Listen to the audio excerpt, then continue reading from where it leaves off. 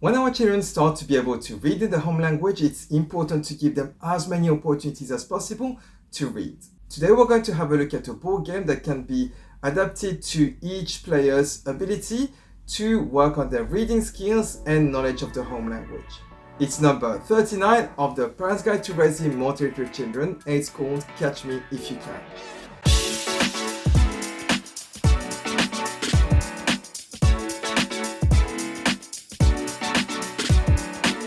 To play this game, we only need paper, a pen, a dice, and counters. On each piece of paper, we need to write a word or a question depending on the level of the players.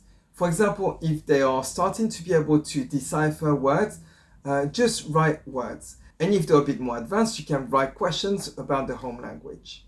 For example, on this paper, it's written, say a word that has a silent letter at the end and mention which letter it is. If the players have very different abilities in different languages, you can also have two sets of instructions on each paper.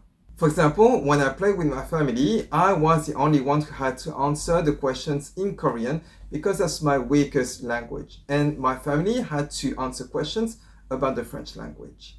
And I would suggest preparing between 7 and 10 papers per player. Then each player places the counter on one of the papers so that it's equidistant to the other players. In turns, we then roll the dice and move the counter towards the left or the right by the number that's indicated on the dice.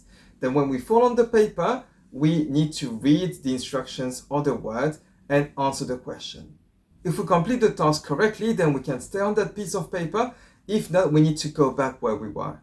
The aim is to land on one of the pieces of paper where the other counters are so we can eliminate them. And we win if we are the last counter standing. Oh! 1, 2, 3. C'est quoi? C'est quoi? C'est marqué. Quelle est la différence entre vert avec un S, vert avec un T et vert, V-E-R? Oh, ça c'est difficile. Vert? 아니 이거 할 거야? 우리 R. 볼게? Attends, 아니면 이거 할 거야? mais s'ils arrivent, ils peuvent nous manger. Hein. Ça? 그래? 어. T'as rien à perdre. Hein. T'as rien à perdre. Si t'arrives, tu nous manges. Sinon, tu reviens derrière. Ça, c'est un ver de terre. Oui, VER, c'est un ver de terre, oui. 그다음에 S는 뭐야?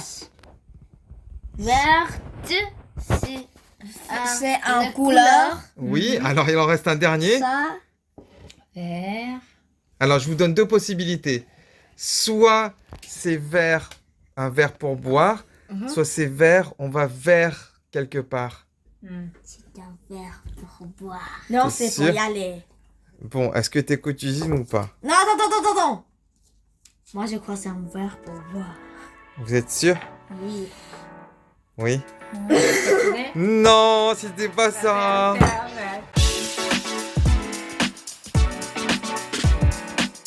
It is important to make the challenges achievable. So for example, when our children are starting to be able to decipher words, the task can be to simply read accurately a word that's written on the paper. It can also be to include this word in a sentence. And that can be especially good when we're working on homophones.